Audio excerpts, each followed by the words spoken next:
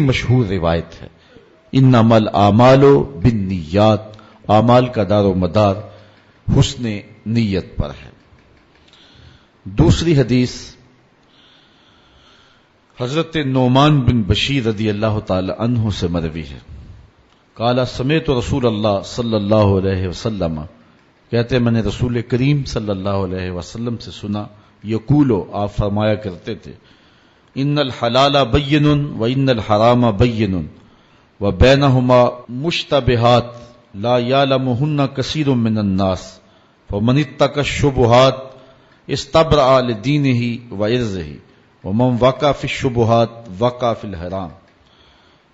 حضور علیہ السلام نے ارشاد فرمایا کہ بے شک حلال بھی واضح ہے اور حرام بھی واضح ہے۔ حرام اور حلال کے درمیان کچھ چیزیں شبہ والی جس کو زیادہ لوگ نہیں جانتے ہیں، یہ چیزیں حلال ہیں، یہ چیزیں حرام ہیں، یہ بالکل واضح ہیں، اور کچھ چیزوں کے بارے میں اشتباہ پایا جاتا ہے، زیادہ لوگ اس کو نہیں جانتے ہیں۔ تو حضور نے ارشاد فرمایا فمن اتقى الشبہات، جو شبہ والی چیزوں سے بچ گیا اس نے اپنی عزت بھی بچا لی، اپنا دین بھی بچا لیا، اور جو شبہات میں پڑ گیا وہ حرام میں پڑ گیا۔ تو حلال بھی واضح، حرام بھی واضح، درمیان میں کچھ امور ہیں جو مشتبہ ہیں، تو ان سے بچنا چاہیے۔ جس چیز کے بارے میں شک ہو جائے اس سے گریز کرنا چاہیے۔ ہمیں اگر کھانے میں شک پڑ جائے کہ اس میں کوئی ایسی چیز شامل ہو گئی ہے جو صحت کے لیے مضر ہے، تو قیمتی کھانا بھی ہم ضائع کر دیتے ہیں، اس کو نہیں کھاتے۔ تو دین کے معاملے میں ہم کیوں جو ہے وہ احتیاط نہ برتیں؟ تو جو چیزیں واضح ہیں حلت کے اعتبار سے اور حرمت کے اعتبار سے وہ تو واضح ہیں، لیکن جو شبہ والی چیزیں ہیں ان سے بھی اہل ایمان اپنے دامن کو محفوظ رکھتے ہیں۔ تیسری حدیث حضرت ابو ہریرہ رضی اللہ تعالی عنہ سے مروی ہے، قال قال رسول اللہ صلی اللہ علیہ وسلم من حسن اسلام المرء ترکہ ما لا یعنیہ، کسی شخص کے اسلام کا حسن یہ ہے کہ وہ ہر بے مقصد کام کو چھوڑ دے، اس کا اٹھنے والا ایک ایک قدم با مقصد ہو، اس کی زبان سے جو گفتگو صادر ہو رہی ہے وہ با مقصد ہو، اس کا قول و عمل، اس کا طرز زندگی، اس کا انداز معاشرت با مقصد ہو، مقصدیت سے بھرپور زندگی اس کی گزرے، تو یہ کسی شخص کے اسلام کا حسن ہے، کسی شخص کے اسلام کا جمال ہے۔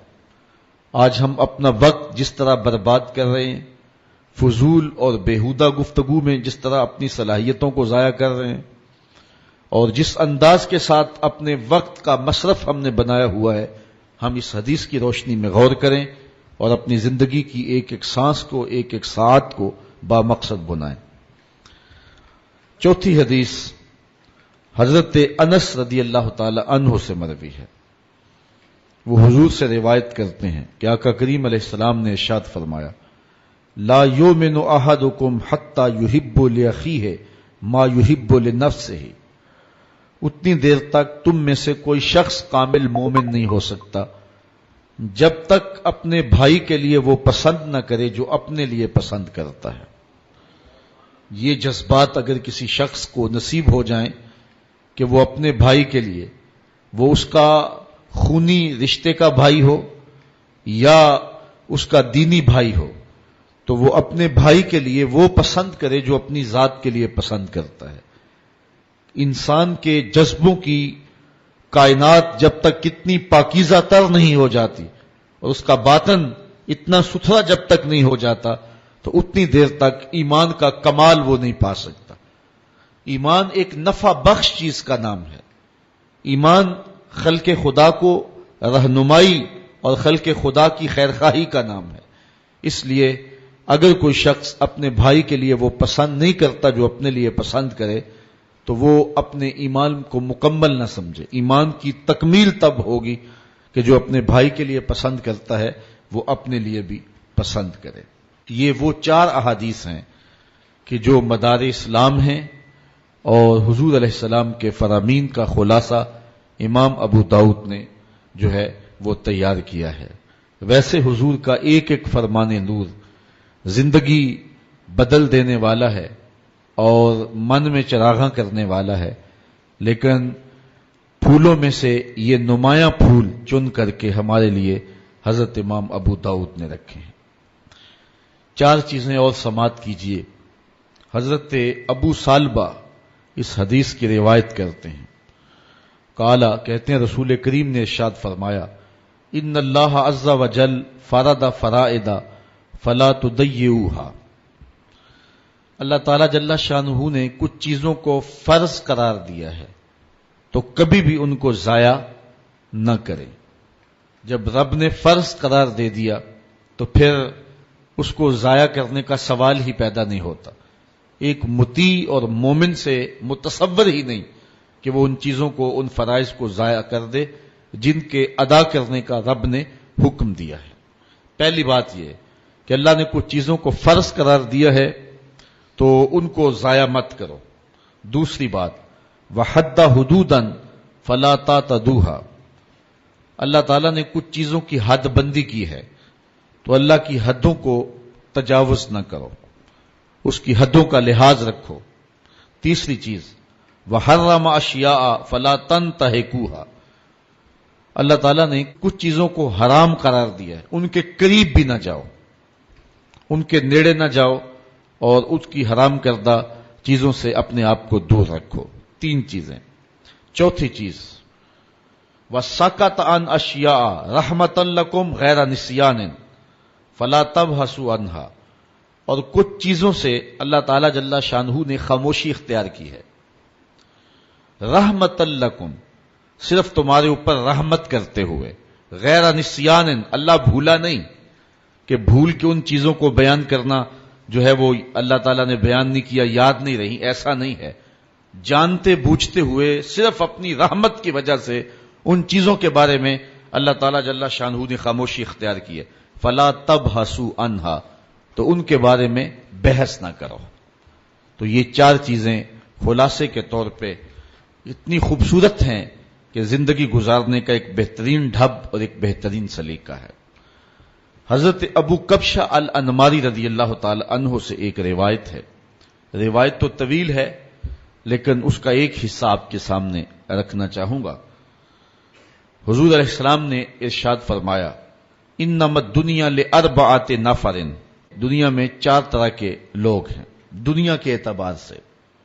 پہلا بندہ، عبد رزقہ اللہ مالا وعلما فهو یتقی فیہ ربہ ویصل رحمہ ویعمل للہ فیہ بحقہ فہذا بافضل المنازل۔ پہلا شخص وہ ہے کہ جس کو اللہ نے مال بھی دیا، علم بھی دیا، دونوں چیزیں اس بندے کو عطا کر دی گئیں۔ فہو یتقی فیہ ربہ، تو وہ اس معاملے میں اللہ سے ڈرتا ہے، ویصل رحمہ، اور صلہ رحمی کرتا ہے، اپنے رشتہ داروں کے ساتھ، اعزاء و اقرباء کے ساتھ، بیوی بچوں کے ساتھ حسن سلوک کرتا ہے، صلہ رحمی کرتا ہے۔ وَيَعْمَلُ لِلَّهِ فِيهِ بِحَقِّهِ، اور اس علم میں اور اس مال میں اللہ تعالیٰ جل شانہ کا جو حق ہے اس کے مطابق عمل کرتا ہے۔ فَهَذَا بِأَفْضَلِ الْمَنَازِلِ، قدر و منزلت کے لحاظ سے یہ کائنات میں افضل ترین شخص ہے کہ جس کو علم بھی دیا گیا، مال بھی دیا گیا، تو وہ اپنے مال کو اللہ سے ڈر کر کے صلہ رحمی کرتے ہوئے، اللہ تعالیٰ کا حق ادا کرتے ہوئے خرچ کرتا ہے، کسی کا حق غصب نہیں کرتا۔ تو ان 4 لوگوں میں سے یہ شخص جو ہے وہ انتہائی افضل مرتبے پہ فائز المرام ہے۔ دوسرا شخص، وَعَبْدٌ رَزَقَهُ اللَّهُ عِلْمًا وَلَمْ يَرْزُقْهُ مَالًا، دوسرا شخص وہ ہے جس کو اللہ تعالیٰ نے علم دیا ہے لیکن اس کو مال نہیں دیا، مال سے محرومی ہے۔ فَهُوَ صَادِقُ النِّيَّةِ، اور وہ نیت کا بڑا سچا ہے۔ یقول، وہ کہتا ہے، لو ان لی مالا لعملت بعمل فلان، اگر میرے پاس مال ہوتا تو میں فلاں بندے کی طرح خرچ کرتا۔ جو مال اور علم جس کو دونوں دیے گئے ہیں، تو جس طرح راہ خدا میں وہ خرچ کرتا ہے، صلہ رحمی کرتا ہے، اور اللہ کا حق ادا کرتا ہے، یہ جس کو صرف علم دیا گیا، مال نہیں دیا گیا، تو یہ کہتا ہے کاش میرے پاس بھی مال ہوتا تو میں اس کو راہ خدا میں خرچ کرتا، میں اس کو اچھے مقاصد میں استعمال کرتا، میں دینی ادارے کی تعمیر کرتا، میں مساجد کی تعمیر کرتا۔ اس کے دل میں جذبات ہیں، امٹتے ہیں، وہ کہتا ہے اگر میرے پاس بھی مال ہوتا تو میں بھی اس طرح اس کو خرچ کرتا، لیکن یہ یوں ہی نہیں کہہ رہا، صدق کی نیت سے کہہ رہے ہیں، اگر اس کے پاس ہوتا تو ایسا ہی کرتا۔ فَأَجْرُهُ مَا سِوَاءٌ، پہلا شخص جس نے مال خرچ کیا اور یہ شخص جو نیت کر رہا ہے اگر ہوتا تو ایسا، دونوں اجر میں برابر ہیں۔ گو اس نے خرچ کیا نہیں ہے لیکن اجر میں اس کو بھی اس بندے جیسا ہی صلہ عطا کیا جائے گا جس نے عملاً خرچ کیا ہے۔ وَعَبْدٌ رَزَقَهُ اللَّهُ مَالًا، تیسرا وہ شخص جس کو اللہ تعالیٰ نے مال دیا، وَلَمْ يَرْزُقْهُ عِلْمًا، اور رزق علم نہیں دیا، علم کا رزق اس کے پاس نہیں تھا، مال ہی مال تھا۔ وَهُوَ يَتَخَبَّطُ فِي مَالِهِ بِغَيْرِ عِلْمٍ، اور وہ علم نہ ہونے کی وجہ سے مال میں گڑبڑ کرتا ہے۔ لا یتقی فیہ ربہ، اور اپنے رب سے ڈرتا بھی نہیں ہے۔ ولا یصل فیہ رحمہ، اور صلہ رحمی بھی نہیں کرتا۔ ولا یعمل فیہ بحق، اور اللہ تعالیٰ کا حق بھی ادا نہیں کرتا۔ فہذا باخبث المنازل، یہ سب سے خبیث ترین شخص ہے، یہ برا ترین شخص ہے۔ چوتھا شخص وعبد لم یرزقہ مالا ولا علما، جسے مال بھی نہیں دیا گیا، علم بھی نہیں دیا گیا۔ وہو یقول، اور وہ کہتا ہے لو ان لی مالا لعملت فیہ بعمل فلان فہو نیتہ ووزرہ ما سواء، وہ کہتا ہے کہ میرے پاس فلاں شخص کی طرح مال ہوتا۔ یہ تیسرا شخص جس کے پاس مال ہے، علم نہیں ہے، اور وہ فضول خرچیوں میں اللو تللو میں اڑاتا ہے، عیش و عشرت کرتا ہے، شراب نوشی کرتا ہے، بے حیائی اریانی فحاشی کو فروغ دیتا ہے، معاشرے کے اندر غلاظت اور گندگیوں کو پھیلاتا ہے۔ اس امیر کی طرح اس شخص کا دل چاہا کہ اگر میرے پاس بھی دولت ہوتی تو فلاں بندہ دولت سے عیش و عشرت کر رہا ہے تو میں بھی اس دولت سے عیش و عشرت کرتا، لیکن اس کے پاس دولت نہیں تھی، علم بھی نہیں تھا، جو اس نے چاہا وہ کر بھی نہیں سکا۔ وَوِزْرُهُ مَا سَوَاءٌ، وہ جو خبیث ترین منزل میں ہے، یہ شخص بھی گناہ میں اس کے برابر ہی ہے، عیش بھی نہیں کی ہے اور اس کے برے درجے پر بھی پہنچ گیا، اس نیت کے ساتھ کہ اگر میرے پاس مال ہوتا تو میں بھی جو ہے وہ اس کی طرح اپنی زندگی گزارتا۔ یہ وہ لوگ ہیں جن میں دو خوش نصیب ہیں اور دو بد نصیب ہیں۔ آئیے ایک اور حضور کا فرمان سنیے۔ آقا کریم علیہ السلام نے ارشاد فرمایا، حضرت عبداللہ ابن عباس روایت کرتے ہیں، حضرت ابن عمر نے بھی اس کو روایت کیا، اربع اذا کن فیک فلا علیک ما فاتک من الدنیا، حضور نے فرمایا چار چیزیں ایسی ہیں اگر تیرے پاس وہ ہیں تو دنیا کی کوئی چیز بھی تیرے پاس نہیں ہے تو پریشانی نہیں ہے۔ اگر چار چیزوں کا سرمایہ تیرے پاس ہے پھر دنیا کی کوئی چیز بھی تیرے پاس نہیں ہے، فلا علیک، تو تجھے کوئی دکھ نہیں ہونا چاہیے، کوئی پریشانی نہیں ہونی چاہیے اگر یہ چار چیزوں کو تجھے عطا کر دیا گیا، یہ چار چیزیں تجھے ودیعت کر دی گئی، تیرے پاس کچھ بھی نہیں ہے دنیا کی لیکن یہ چار چیزیں۔ وہ چار چیزیں کون سی ہیں؟ صدق الحدیث، بات کی سچائی، جب بھی بولتا ہے سچ بولتا ہے، جھوٹ بولنا چاہے بھی تو نہیں بول سکتا، حالات ایسے ہیں، دل کی حالت ایسی ہے، طبیعت ایسی ہے، کچھ لوگوں کے لیے سچ بولنا مشکل ہوتا ہے اور کچھ لوگوں کے لیے جھوٹ بولنا مشکل ہوتا ہے، اور اگر وہ کسی ایسے اوکھے ویلے پھنس بھی جائیں تو پھر بھی سچ کے دامن کو نہیں چھوڑتے ہیں۔ ہجرت کی شب ہے، حضرت صدیق اکبر حضور کو لے کر کے جا رہے ہیں، تو آپ جانتے ہیں کہ حضور علیہ السلام کی گرفتاری پر ابو جہل نے جو انعام رکھا تھا وہ بہت بڑا تھا، 100 سرخ اونٹ اور 200 اوقیہ چاندی اور بہت کچھ انعام اور اکرام اور تکریمات رکھی تھی۔ اب ایک شخص جو حضور کو جانتا نہیں تھا، حضرت ابو بکر سے بھی شناسا نہیں تھا، تو پورا عرب ڈھونڈنے نکل پڑا تھا حضور کو، تو ڈھونڈتے ڈھونڈتے حضرت ابو بکر کے پاس پہنچا اور حضور بھی ساتھ تھے، اس کو شک پڑا کہ جس کو ہم تلاش کر رہے ہیں وہ یہی نہ ہو، تو حضرت ابو بکر کو پوچھتا ہے کہ یہ شخص کون ہے؟ اب اگر حضرت ابو بکر کہیں کہ یہ حضور ہیں اور آقا کریم کا بتاتے ہیں تو پھر جو ہے وہ درست نہیں ہے، اور اگر کہیں کہ یہ حضور نہیں ہیں تو پھر ابو بکر کی زبان پہ تو سوائے سچ کے کبھی کچھ آیا ہی نہیں ہے۔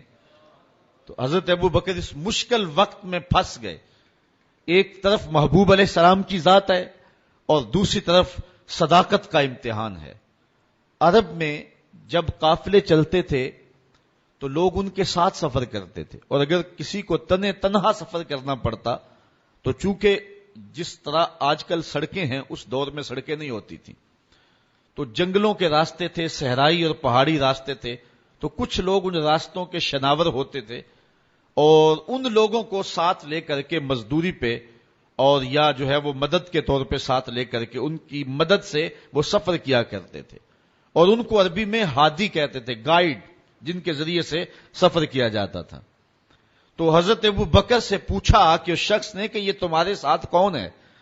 تو حضرت ابو بکر صدیق ایک لمحے کے لیے تو پریشان ہوئے اور پھر فوراً کہا ھذا ہادی یہدینی الی صراط المستقیم، یہ میرا ہادی ہے جو مجھے سیدھی راہ پہ لے کے جا رہا ہے۔ تو وہ سمجھا کہ یہ کوئی گائیڈ ہے، لیکن سیدنا صدیق اکبر بتا رہے تھے میرے دل و جان کا ہادی اور مرشد یہی تو ہے نا۔ تو سچ بھی بولا اور جو ہے وہ جو مقصد تھا وہ بھی پورا ہو گیا۔ تو کچھ لوگ سچ بولنا چاہیں تو نہیں بول سکتے، اور کچھ لوگ جھوٹ بولنا چاہیں تو نہیں بول سکتے۔ اگر اللہ کسی کو یہ شان دے دے کہ اس کی زبان پہ سچ ہی آتا ہو تو اس کو دنیا کی کوئی اور شے نہ بھی ملے تو یہ ایک بہت بڑی دولت ہے۔ پہلی چیز جو حضور نے فرمائی سنیے، صدق الحدیث، اس کو جو ہے وہ سچ بولنے کی عادت ہو۔ سچ بولنا کبھی کبھی بڑا اوکھا بھی بن جاتا ہے۔ وہ بابا بلے شاہ نے کہا تھا، سچ آنکھیں پامبڑ مچ دینے۔ جب بندہ سچ کہے تو مشکلات تو پیدا ہوتی ہیں، اور آج کے اس دور میں جھوٹ کو فن جانا جاتا ہے، لیکن جو حق کی راہوں کے مسافر ہوں ان کو جو بھی قیمت ادا کرنی پڑے ان کی زبان سے سوائے سچ کے علاوہ کچھ آتا ہی نہیں ہے۔ اور ایک حدیث میں آتا ہے جب کوئی بندہ جھوٹ بولتا ہے اس کے منہ سے بدبو نکلتی ہے اور اللہ کے فرشتے ایک ایک میل اس سے دور ہٹ جاتے ہیں۔ تو سچ ہی مومن کا مزاج ہے اور مومن کی زندگی ہے۔ تو جس کو یہ چار چیزیں مل گئی ان میں سے پہلی چیز سچ، دوسری چیز وحفظ الامانہ، امانت کی حفاظت، وہ امانت مال کی صورت میں ہو، وہ قومی ملکی شخصی راز کی صورت میں ہو۔ جو اللہ کے بندے ہیں وہ امانت میں کبھی بھی خیانت نہیں کیا کرتے، یہ ایک بہت بڑی دولت ہے اگر کسی شخص کو نصیب ہو گئے، ورنہ پیسے دیکھ کر کے تو بڑوں بڑوں کے منہ میں پانی آ جاتا ہے اور اپنا دین اور اپنا ایمان بیچ دیتے ہیں۔ آج کل تو خیر لوگ چائے کے پیالی پہ دین بیچ رہے ہیں، آج کل تو جو ہے وہ چند ٹگوں پہ ایمان فروخت کیا جا رہا ہے۔ حضور نے اس دور کی نشاندہی کرتے ہوئے فرمایا تھا کہ لا یبق من الاسلام الا اسمہ ولا یبق من القرآن الا رسمہ مساجدہم عامرۃ وہی خراب من الہدی، اور پھر فرمایا تھا یصبح الرجل مومنا ویمسی کافرا یبیع الرجل دینہ بعرض من الدنیا، دنیا کی چند کوڑیوں کے بدلے لوگ ایمان بیچا کریں گے۔ تو یہ آج دور آیا ہے۔ ایک بندہ کہتا ہے کہ میں اگر جھوٹ نہ بولوں، اگر جھوٹی قسم نہ اٹھاؤں تو جو ہے وہ میرا سامان ہی نہیں بکتا۔ واقعی تیرا سامان نہیں بکتا چونکہ تیرا مقسوم حرام لکھ دیا گیا ہے۔ اگر تو سچ بولنے کی عادت اختیار کر لیتا تو اللہ سچائی میں وہ برکت رکھی ہے جو کسی اور شے میں نہیں رکھی ہوئی ہے۔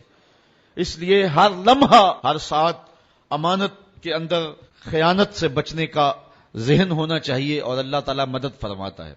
تیسری چیز وحسن الخلق، اور حسن خلق، اچھا خلق اور ایک دوسرے کے ساتھ جو ہے وہ اچھائی اور برتاؤ کا اچھا طریقہ۔ ہم نے خلق کا مفہوم صرف یہ سمجھ لیا ہے کہ کسی کو ہنس کے ملنا یہ اچھا خلق ہے، یہ خلق میں شامل ضرور ہے، لیکن صرف ہنس کے ملنا اور پھر جڑیں کاٹتے رہنا، خیانت کرنا اور پشت کے پیچھے جو ہے وہ غیبت کرنا اور اس کو نقصان پہنچانے کی کوشش کرنا، یہ منافی ہیں ساری چیزیں حسن خلق کی۔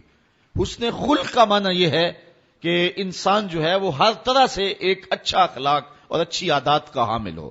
صرف مسکرا کے مل لینا اور باقی اپنے لچر انداز وہی رکھنا یہ حسن خلق کے زمرے میں نہیں آئے گا۔ یہ حسن خلق کا ایک رکن تو ہو سکتا ہے لیکن مکمل حسن خلق یہ نہیں ہے۔ چوتھی چیز وعفت و مطعمن، اور لقمے کی پاکیزگی، رزق پاک ہو۔ رزق کی پاکیزگی اللہ کے قرب کا سبب ہے، باطن کی روشنی اور اجالوں کا ذریعہ ہے، اور دعاؤں کی قبولیت کے لیے بنیادی شرط ہے۔ آقا کریم نے ارشاد فرمایا، ایک شخص لمبا سفر کر کے کعبۃ اللہ میں پہنچا ہے، یمد یدیہ، اور اپنے ہاتھ پھیلا کر کے لمبے لمبے ہاتھ کر کے دعائیں مانگتا ہے۔ اللہ کا گھر سامنے ہے اور ہاتھ اس نے لمبے، اشعث اغبر، اس کے کپڑے پھٹے ہوئے ہیں، چہرے پہ گرد پڑی ہوئی ہے لمبے سفر کی وجہ سے، حالت فقیرانہ بنی ہوئی ہے، ہاتھ بھی لمبے ہیں اور کعبۃ اللہ کے سامنے کھڑا ہے۔ وہ مطعمہ حرام و ملبسہ حرام و مشربہ حرام و غذی بالحرام، لیکن جو کھایا ہے وہ حرام کا، جو پیا وہ حرام کا، جو لباس پہنا وہ حرام کا، جو غذا دی گئی ہے اس کو وہ حرام کی۔ فَأَنَّا يُسْتَجَابُ لِذَلِكَ، حضور فرماتے ہیں بتاؤ اس کی دعا کیسے قبول ہوگی؟ سفر کی حالت بھی ہے، لمبا سفر بھی کاٹا ہے، دکھ مصیبت بھی صحیح ہے، کعبۃ اللہ کے سامنے بھی کھڑا ہے، لیکن دعا قبول نہیں ہوگی۔ اگر لوگوں کا حق مار کے، غصب کر کے عمرہ کرنے چلے جائیں، حج کرنے چلے جائیں، تو تمہاری یہ باتیں منہ پہ ماری جائیں گی۔ یہ انداز ہے اللہ تعالیٰ کے ہاں قبولیت کا کہ لقمہ پاک ہونا چاہیے۔ جس کا لقمہ پاک نہیں ہوتا اس کی اپنی دعائیں بھی قبول نہیں ہوتی، اور اس کے حق میں نیک لوگوں کی دعائیں بھی قبول نہیں ہوتی۔ تو یہ پہلی شرط ہے زندگی کے اندر قبولیت دعا کی۔ تو یہ چار چیزیں حضور نے فرمایا جس کو مل گئیں۔ کون کون سی؟ ایک بات میں سچائی، دوسرا امانت میں حفاظت، تیسرا حسن خلق، اور چوتھا رزق کی پاکیزگی۔ اس کے علاوہ اس کو دنیا کی کوئی بھی شے نہیں ملی تو وہ گھاٹے میں نہیں ہے۔ اور اگر کسی کے پاس یہ چار چیزیں نہیں ہیں، باقی کائنات کی ہر شے اس کے پاس ہے، تو وہ کوڑی مل نہیں اس کا، اور اللہ کے نزدیک اس کی کوئی قدر و قیمت نہیں ہے۔ یہ چار چیزیں خوش نصیب لوگوں کا مقسوم ہے۔ اب بد نصیب لوگوں کا مقسوم دیکھیے کیا ہے۔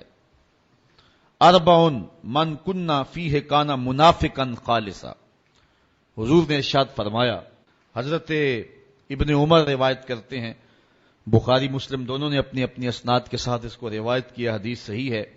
حضور نے ارشاد فرمایا کہ جس شخص کے اندر چار چیزیں ہیں وہ پکا منافق ہے، منافقاً خالصاً، وہ خالص منافق ہے۔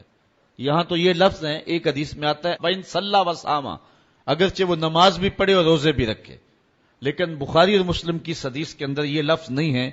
یہاں اتنے لفظ بیان فرمائے گئے ہیں، اربعن من کن فیہ کان منافقا خالصا، جس شخص کے اندر یہ چار چیزیں ہیں وہ خالص منافق ہے۔ ومن کانت فیہ خصلۃ منہن کانت فیہ خصلۃ من النفاق حتی یدعها، اور جس کے اندر ان چار خصلتوں میں سے کوئی ایک ہے تو اس میں منافقت کی ایک خصلت، ایک عادت پائی جاتی ہے، اس کو چاہیے کہ اس کو دور کر دے۔ جب تک وہ دور نہ کرے گا اتنی دیر تک جو ہے وہ خصلت اس کے اندر جو ہے وہ منافقت کا سبب رہے گی۔ پہلی چیز، اذا حدث کذب، جب بھی بولے تو جھوٹ بولے۔ آج میں اور آپ اپنے معاشرے کی ترتیب دیکھ لیں، جھوٹ ایک فن عظیم بن کے رہ گیا ہے، اور یہ علامت میرے اور آپ کے آقا و مولا نے جو ہے وہ بتائی ہے خالص منافق کی، کہ منافق جب بھی بولتا ہے جھوٹ بولتا ہے، مومن جھوٹ نہیں بولتا۔ حضور علیہ السلام سے پوچھا گیا کہ حضور مومن بزدل ہو سکتا ہے؟ فرمایا مومن بزدل نہیں ہوتا، بہادر ہوتا ہے، لیکن ہو سکتا ہے کبھی بزدلی بھی کر جائے۔ پھر عرض کی کہ حضور مومن بخیل ہوتا ہے؟ کہا نہیں، مومن سخی ہوتا ہے، لیکن ہو سکتا ہے کبھی اس سے بخل بھی ہو جائے۔ پھر عرض کی گئی کہ حضور مومن جھوٹا ہو سکتا ہے؟ فرمایا جھوٹا نہیں ہو سکتا، یہ طے ہے کہ مومن جھوٹا نہیں ہو سکتا، وہ ہوتا سچائی ہے۔ تو یہ مومن کی شان ہے، اور منافق جب بھی بولتا ہے جھوٹ بولتا ہے۔ وَإِذَا وَعَدَ أَخْلَفَ، اور دوسری منافق خالص کی علامت یہ ہے کہ جب وہ وعدہ کرتا ہے تو پھر پورا نہیں کرتا۔ آج کل تو جس سے وعدہ کریں لوگ کہتے ہیں اللہ کرے وہ ماری جائے، جس کو پیسے دینے ہو کہتے ہیں کہ وہ تو کسی ایکسیڈنٹ، کسی حادثے میں فوت ہو جائے، مجھے دینے ہی نہ پڑیں۔ آج کل تو حالات اس سے بھی آگے جا رہے ہیں۔ تو یہ منافقانہ روش ہے کہ وعدہ کیا جائے پھر اس کو پورا نہ کیا جائے۔ تیسری بات، وَإِذَا أَحَدَ غَدَرَ، اور جب وہ کوئی عہد کرتا ہے تو پھر وہ پورا نہیں کرتا، عہد کی پاسبانی نہیں کرتا، غداری کر جاتا ہے۔ جو عہد کیے ہوئے ہوں ان کو ہر صورت میں قائم رکھنا پڑتا ہے۔ غزوہ بدر کے موقع پہ حضرت حسین رضی اللہ تعالی عنہ اور ان کے بیٹے یہ مکے سے ہجرت کر کے مدینے کی جانب آ رہے تھے۔ راستے کے اندر کافروں نے انہیں پکڑ لیا اور اس شرط پہ چھوڑا کہ مسلمانوں کے ساتھ ہو کر کے ہمارا مقابلہ نہیں کرو گے۔ انہوں نے وعدہ کر لیا، عہد ہو گیا۔ جب پہنچے تو اس وقت حضور علیہ الصلوۃ والسلام بدر کے مقام پہ تشریف فرما تھے، اور یہ بھی بدر کے موقع پہ اپنے آقا و مولا سے جا کے ملے۔ تو حضرت حسین رضی اللہ تعالی عنہ اور ان کے فرزند ارجمند رضی اللہ تعالی عنہ انہوں نے عرض کی کہ حضور، ہمیں کافروں نے راستے میں پکڑ لیا تھا اور ہمارا ان سے یہ معاہدہ ہوا ہے کہ ہم مسلمانوں کے ساتھ مل کر کے تمہارے خلاف نہیں لڑیں گے، تو ہمارے لیے کیا حکم ہے؟ تو ایک ایک بندے کی بدر میں ضرورت تھی، اور کافر 950 تھے اور مسلمانوں کی تعداد جو ہے وہ 313 تھی، اور ان میں سے بھی کچھ لوگوں کو حضور نے واپس کسی کام کے لیے مدینۃ المنورہ میں بھیجا تھا۔ حضرت عثمان تھے، حضرت ابو لبابہ یا دیگر صحابی۔ تو ایک ایک فرد کی ضرورت تھی اور 2 بندے مل گئے، بہت غنیمت تھی، اور معاہدہ کافروں کے ساتھ ہوا تھا، مومنوں کے ساتھ نہیں ہوا تھا۔ لیکن آقا کریم علیہ السلام نے فرمایا کہ تم ہمارے ساتھ رہو گے لیکن تم لڑ نہیں سکو گے۔ معاہدے کی پاسبانی کا درس عین جنگ کی حالت کے اندر آقا کریم علیہ الصلوۃ والسلام نے لوگوں کو دیا، اور یہ میرے اور آپ کے آقا و مولا حضور نبی رحمت صلی اللہ علیہ وسلم کی روشن زندگی ہے۔ آقا کریم علیہ السلام نے کسی سے وعدہ کیا کہ میں تمہارے انتظار میں یہاں کھڑا ہوں، وہ جا کے بھول گیا، اور حضور علیہ السلام 3 دن تک اس کے انتظار کے لیے وہیں کھڑے رہے، صرف قضائے حاجت اور نماز کے لیے جاتے، پھر آ کے وہیں کھڑے ہو جاتے، اور 3 دن کے بعد جب وہ شخص اس کو اچانک یاد آیا تو وہ پلٹا تو دیکھا حضور کھڑے ہیں۔ تو آقا کریم علیہ السلام کے پاس آیا تو شرمندہ تھا۔ حضور علیہ السلام نے صرف اتنا جملہ کہا، صاحب تو نے تو مجھے مشقت میں ڈال دیا، تو نے تو مجھے مشقت میں ڈال دیا۔ تو یہ ہے ایک نبی کی زندگی کا رنگ۔ اور منافق جب بھی وعدہ کرتا ہے تو پورا نہیں کرتا، جب عہد کرتا ہے تو عہد توڑ دیتا ہے۔ وَإِذَا خَاصَمَ فَجَرَ، اور جب وہ لڑتا ہے تو گالیاں بکتا ہے۔ الجھاؤ، اختلاف رائے، یہ زندگی میں اور معاشرے کے اندر ایک دوسرے سے پیدا ہو جاتا ہے، لیکن جب کسی سے الجھاؤ پیدا ہو جائے، کسی سے لڑائی پیدا ہو جائے، تو اس لڑائی میں جو ہے وہ گالی گلوچ کرنا یہ مومن کا طریقہ نہیں ہے، بلکہ ناراضگی اختیار کر لی جائے، خاموشی اختیار کر لی جائے، اور وہ بھی 3 دن سے زیادہ ناراض رہنے کا حکم نہیں ہے۔ 3 دن کے بعد فرمایا گیا کہ جو صلح میں پہل کرے گا وہ جنت میں بھی پہلے جائے گا۔ حضرت امام حسین رضی اللہ تعالیٰ عنہ کے بھائی ہیں حضرت محمد بن حنفیہ رضی اللہ تعالیٰ عنہ۔ ماں کی طرف سے فرق ہے، باپ کی طرف سے سکے ہیں، آپس میں کوئی الجھاؤ ہو گیا، شکر رنجی ہو گئی، 3 دن گزر گئے۔ حضرت محمد بن حنفیہ نے سوچا کہ امام حسین میرے بھائی بھی ہیں، بڑے بھی ہیں، پھر رسول خدا کی بیٹی کے بیٹے بھی ہیں، تو اگر ناراضگی ہوگی ہے تو میں جا کے صلح میں پہل کر لیتا ہوں، کوئی بات نہیں۔ گھر سے چلے، راستے میں حضور کا یہ فرمان آیا کہ جو 2 مومن آپس میں الجھ پڑیں، جو صلح میں پہل کرے گا وہ جنت میں پہلے جائے گا۔ یہ حدیث یاد آئی تو واپس پلٹ آئے، اور گھر میں آ کے کاغذ کے ٹکڑے پہ ان کو خط لکھا اور قاصد کے ہاتھ بھیجا کہ میرے بھائی، میں تجھے منانے کے لیے گھر سے چلا تھا، راستے میں حضور کا یہ فرمان یاد آ گیا، میں تو گوارا نہیں کرتا کہ آپ سے پہلے جنت میں جاؤں، تو اس لیے آپ مجھ کو آ کے منا لیں، میں ناراض ہو کے بیٹھا ہوا ہوں۔ تو حضرت امام حسین آئے اور اپنے بھائی محمد بن حنفیہ کو راضی کر لیا۔ تو ہمیں یہ درس دیا گیا ہے، ہمیں یہ سبق دیا گیا ہے۔ 40 فی امتی من امر الجاہلیت لا یترکونہن، حضور نے ارشاد فرمایا کہ 4 چیزیں ایسی ہیں جو جاہلیت کے امر میں سے ہیں، میری امت میں وہ موجود رہیں گی۔ موجود رہیں گی اس کا مطلب یہ ہے کہ لوگ اس کو چھوڑیں گے نہیں، اور اسلام ان کو ناپسند کرتا ہے، لیکن جس طرح بہت ساری بری خصلتیں قوموں کے اندر موجود رہتی ہیں، تو یہ خصلت جو ہے وہ قوم کے اندر موجود رہے گی۔ اس کا یہ مطلب نہیں کہ سارے لوگ اس کا شکار ہوں گے، یعنی بہت سارے لوگ جو ہیں وہ ان خصلات بد میں مبتلا رہیں گے، جبکہ متقی اور پرہیزگار اپنا دامن ان سے بچائیں گے۔ تو زیادہ تر لوگ جو ہیں وہ ان خصلتوں کے اندر مبتلا رہیں گے۔ پہلی خصلت الفخر فی الاحساب، حسب پہ، اپنی خاندانی وجاہت اور پس منظر پہ اترانا کہ میں فلاں کا بیٹا ہوتا ہوں، میرا فلاں خاندان سے تعلق ہے۔ یہ ہر دور کے اندر جو ہے وہ معاشرے کا کثیر طبقہ اپنے حسب پہ اتراتا رہا ہے اور آج بھی موجود ہے اور قیامت تک یہ باقی رہے گا۔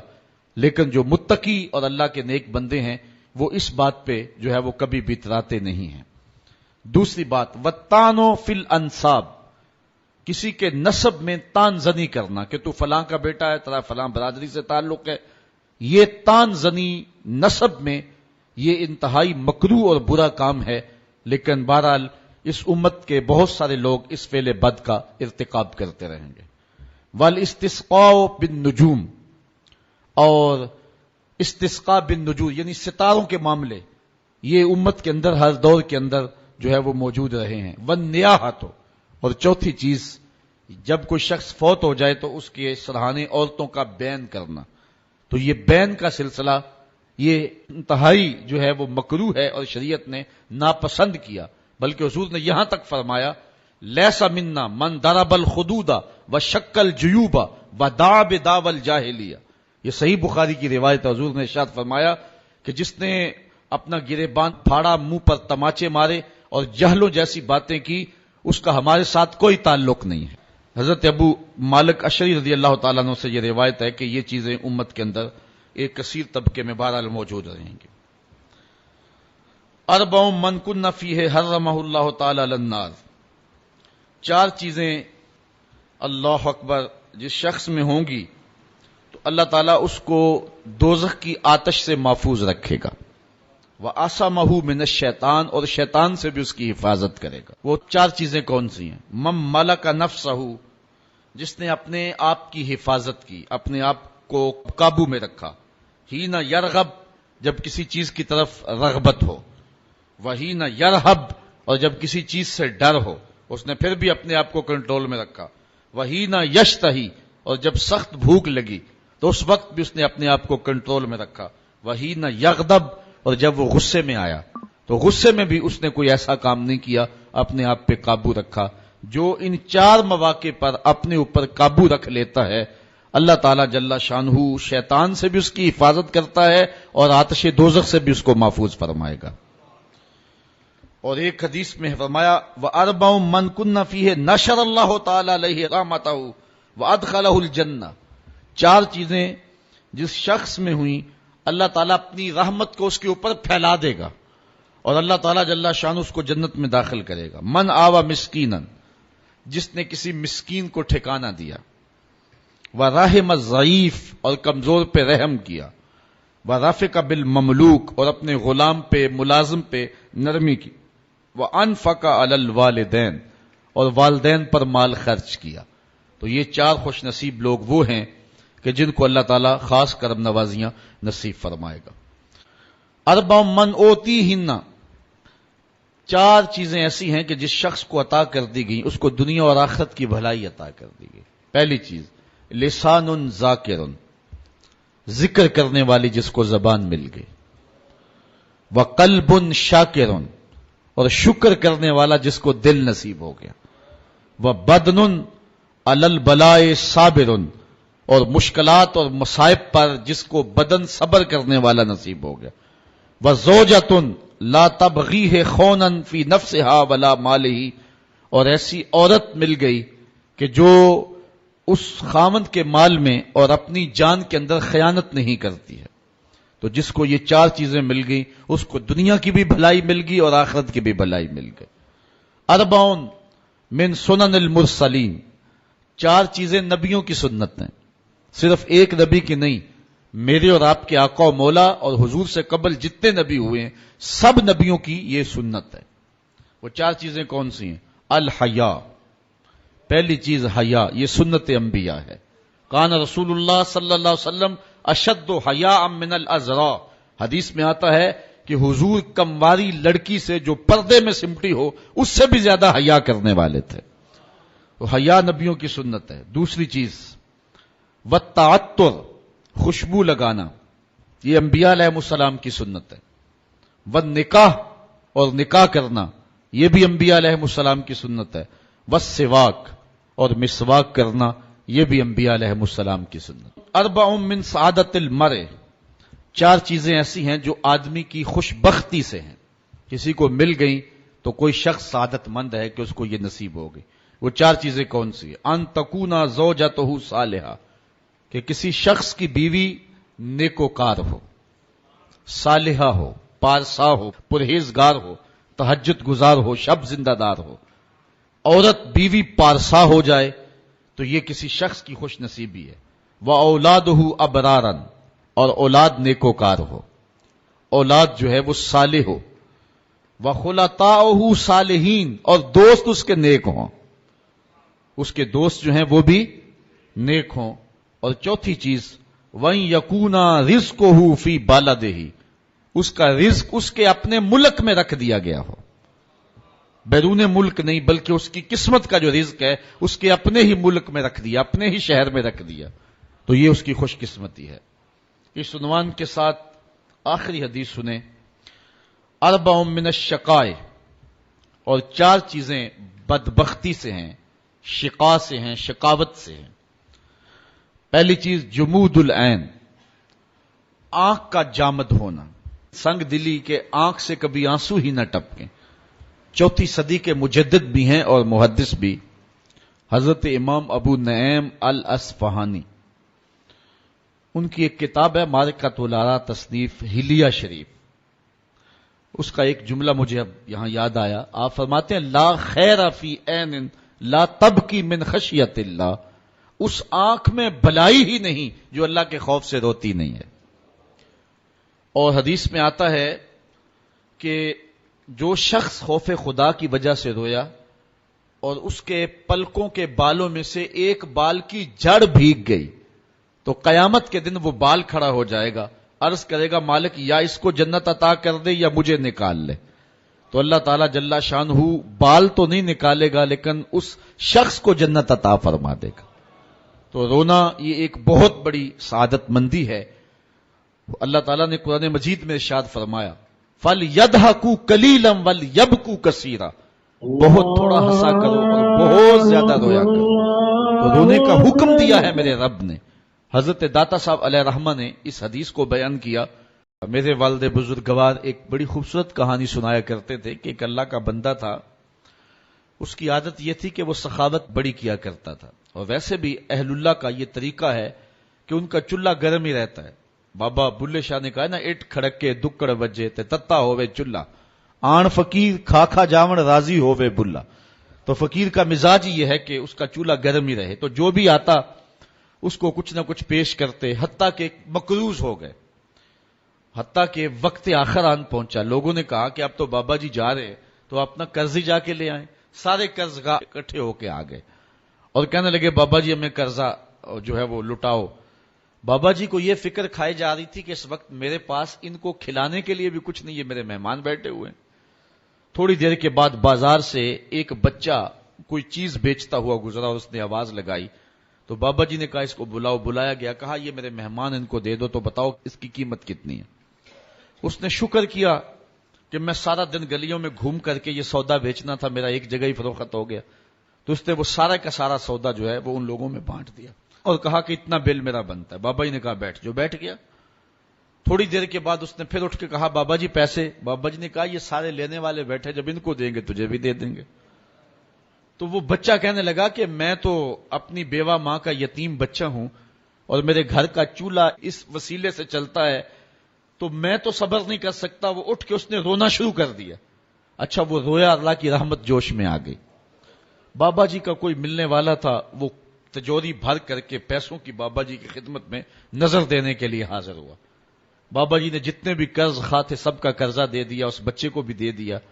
بچہ چلا گیا تو لوگوں نے کہا کہ اتنی دیر سے ہم بھی بیٹھے تھے تو کوئی نذرانہ دینے کے لیے نہیں آیا، اس بچے نے جو ہے وہ ابھی ایک بار کہا تو اتنی جلدی انتظام ہو گیا، بابا جی اس حکمت کی سمجھ نہیں آئی۔ تو بابا جی فرمانے لگے تم بیٹھے تو تھے لیکن تم میں رونے والا کوئی نہیں تھا، ایک رونے والا آیا، باقی کے بھی کام بن گئے۔ تو جو اس آنکھ میں بھلائی نہیں ہے جو خشیت الہی میں روتی نہیں ہے۔ وَقَسْوَةُ الْقَلْبِ، اور دل کی کساوت، دل کا سخت ہو جانا. یہ کسی شخص کی بدبختی ہے کہ وہ سخت دل ہو جائے. اللہ سے دعا مانگا کرو سینے میں دھڑکنے والا دل ہی رہے، پتھر نہ کہیں ہو جائے. والحرص، اور تیسری چیز شقاوت ہے، بدبختی ہے، حرص، لالچ. لالچ بے وقار کر کے رکھ دیتا ہے بڑے بڑے لوگوں کو. اس حرص نے، اس لالچ نے بڑے بڑے لوگوں کے تقوی چھین لیے، ان کے علم کا روب خاک میں ملا کے رکھ دیا، اور ان کی ساری توانائیاں اور صلاحیتوں کو زائل کر کے رکھ دیا. اللہ ہم سب کی حرص سے حفاظت فرمائے، کیونکہ حرص ایسا مرض ہے جب لگ جائے تو پھر اس کا علاج کوئی نہیں. رومی علیہ رحمہ جو مرشد اقبال ہیں، ان کا لہجہ دیکھیے. کوزائے چشمے ہریساں پر نہ شد، تا صدف کانے نہ شد پر در نہ شد.